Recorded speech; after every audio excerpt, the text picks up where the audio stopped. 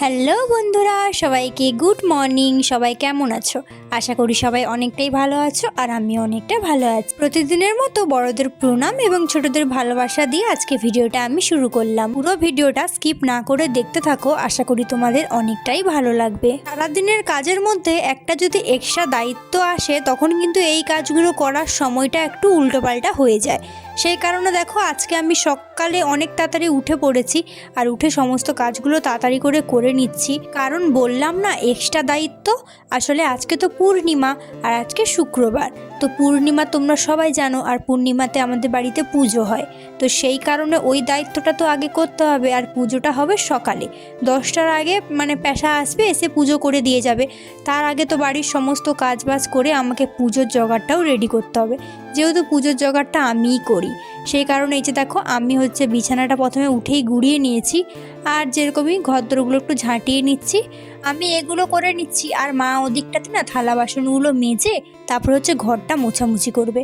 আসলে আমি তো একেবারে একা সব কিছু পারবো না, সেই কারণে। তাছাড়া আমার আবার একটু কাশিও হয়েছে, তাই জলের কাজটা অন্তত আমি তো করতেই পারবো না। এই যে দেখো, ঘড়িতে কটা বাজে, এখন আমার সমস্ত কাজ শেষ হলো। A few moments later. পুজোর আগের সমস্ত কাজ হয়ে গেছে, তোমরা দেখেই নিয়েছো। আর মা তো ওদিকে থালা বাসন আর ঘরটা মুছে নিয়েছিল। ওগুলো আর আমি করিনি, যেহেতু জলের কাজ ছিল না, সেই কারণে মাই আমাকে করতে দেয়নি। আর এখন দেখো, পুজোর কাজ শুরু করে দিয়েছি। পুজোর কাজ বলতে প্রথমেই যে কাজটা পড়ে, তোমরা সবাই জানো যে ঠাকুরের থালা বাসনগুলোকে আগে পরিষ্কার করে নিতে হয়। তো সেগুলো তো পরিষ্কার করেই আমি প্রত্যেকবারে গুছিয়ে রাখি। আবার পুজোর যেদিনকার হবে ওই দিন বের করে সুন্দর করে পরিষ্কার করে নিই। তো আজকেও সেরকমই দেখো পরিষ্কার করে নিলাম, আর মন্দিরটাকেও ধুয়ে দিয়েছি। জানো তো, মন্দিরটা দেখতে না একটু খারাপই লাগছে, তার কারণ রং করা ছিল, আর রংটা যেহেতু উঠে গেছে না, তখন এবারে না মন্দিরটা কেমন রং চঙে লাগছে না, কেমন কালো কালো মতো লাগছে, যেন মনে হচ্ছে ভীষণ নোংরা নোংরা এরকম একটা লাগছে। কিন্তু রংটা উঠে যাওয়ার জন্য এরকম হয়েছে ব্যাপারটা। বাবাকে বলছিলাম, বাবা বলল যে ঠিক আছে, আবার একবার সুন্দর করে রং করে দেবে। তো তারপরে দেখো, তোমরা দেখতেই পেলে পুজোটা হয়ে গেছে, আর মা কিন্তু ধুনোটা দিয়েছিল। যেহেতু আজকে পূর্ণিমা, সেই কারণে যেহেতু ধুনোটা দিয়েছিল, তো আমি গোটা ঘরে ধুনোটা ঘুরিয়ে নিলাম। আর এই যে দেখো, তারপরে না ঠাকুর ঘরেও দিলাম একবার, তারপরে গিয়ে রান্নাঘরটোর সব জায়গাতেই ধুনোটা দিয়েছি। আসলে ধুনোটা দেওয়া ভালো। তাছাড়া তোমরা কালকে দেখলে যে একটা বড়, মানে কি বলবো, এই রাতে আমি আর নাম নিচ্ছি না, কালকে ভিডিও তোমাদের দেখিয়েছি, তো তাই জন্য চারিদিকে একটু ধুনো টুনো দিয়ে রাখছি আর কি। আর এখন দেখো, পুজোটা হয়ে গেছে, সেই কারণে আমি ঘরের ভেতরের পুজোটাও করে নিলাম। পুজো কিন্তু শেষ হয়ে গেছে, আর এত সময় তোমরা দেখতেই পেলে আজকে পুজো ছিল, সেই কারণে সকাল থেকে উঠে সমস্ত কাজগুলো তাড়াতাড়ি করে নিয়েছি। আর এখন পুজো শেষ, যখন সব কিছু রেডি করি, ফল টল রেডি করি, তখন না পেশা চলে এসেছিল, আর বলছিল যে একটু তাড়াতাড়ি করে নিতে, তাহলে পুজোটা করে বেরিয়ে যাবে, কারণ না হলে কিন্তু আসতে আরও দুপুর হয়ে যাবে। তো সেই কারণে সেই সময়টা আর ভিডিও করা হয়নি। এখন দেখিয়ে দিলাম। এবার প্রসাদটাকে নিয়ে নেব, তো পুরো ভিডিওটা তোমরা দেখতে থাকো।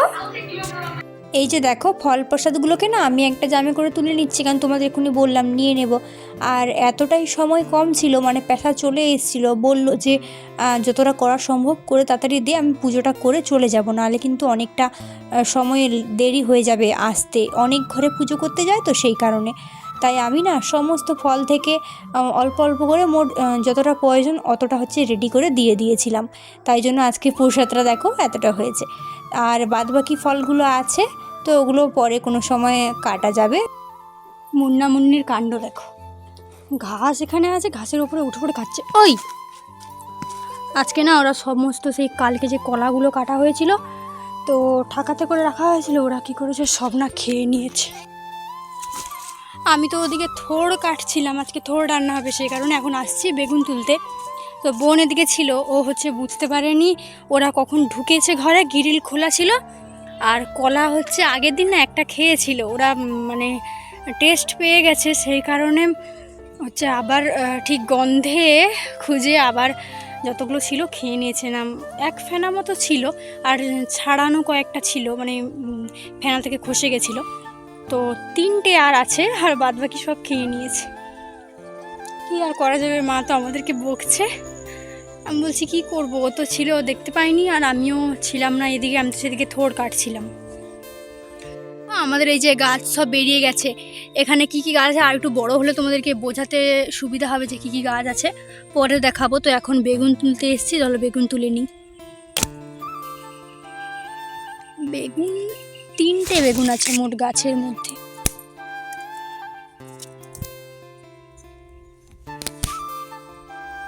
এই যে 3টে বেগুন। প্রজাপতিরা দেখো কখন থেকে এখানে উড়ে উড়ে বেড়াচ্ছে। ওই ওই দেখে যাও, এই ওখানে আবার বসছে। তো আজকে মোটামুটি রোদ একটুখানি বেরিয়েছে, চলো এবার যাই। চলো কি কি রান্না হয়েছে আজকে দেখিয়ে দিই। এই যে মাছের আলু দিয়ে ঝোল হয়েছে, মানে খুব বেশি রসা রাখা হয়নি। আর এখানে হচ্ছে বলেছিলাম না থোড় কেটেছিলাম আমি, ওই থোড়ের হচ্ছে ছলা দিয়ে মাছের কাঁটা দিয়ে বেগুন টেগুন দিয়ে তরকারিটা হয়েছে, সবজি। তো এটাই আজকে রান্না। A few moments later. তো সবাইকে গুড আফটারনুন বন্ধুরা। এখন দেখো দুপুরে খাওয়া দাওয়ার পর না ভীষণ রোদ উঠেছিল। তোমরা কিন্তু একটা জিনিস লক্ষ্য করো, সূর্য মামার যে ছটকটা আমার ফোনে পড়ছে, আমার ফোন থেকে কিন্তু দেওয়ালটায় যাচ্ছে, মানে ছাদের যে সাইডের দেওয়াল ওখানে যাচ্ছে। তোমরা কি কেউ বুঝতে পারছো? দেখো কি সুন্দর ছোট্ট গোল সূর্যমামা মানে ছটকটা যাচ্ছে। আমি তো প্রথমে বুঝতে পারিনি, যখন ভিডিওটা এডিট করছি তখনই আমার চোখে এলো। তো ওই ব্ল্যাঙ্কেট রোদে দিতে গেছিলাম, আজকে বের করেছি, ভীষণ রোদ উঠেছিল, কি সুন্দর। আর রাতে করে এতটা ঠান্ডা লাগে আমাদের এদিকে, তো সেই কারণেই আমি হচ্ছে ব্ল্যাঙ্কেটটা রোদে দিয়ে দিলাম। দেখো মুন্না মুন্নির কি অবস্থা, বোনদেরকে কলা পাতা দিচ্ছে, ওরা খাবার জন্য কিরকম হয়ে দাঁড়িয়েছে। ওই মুন্না মুন্নি, হে মুন্না মুন্নি, কি রে?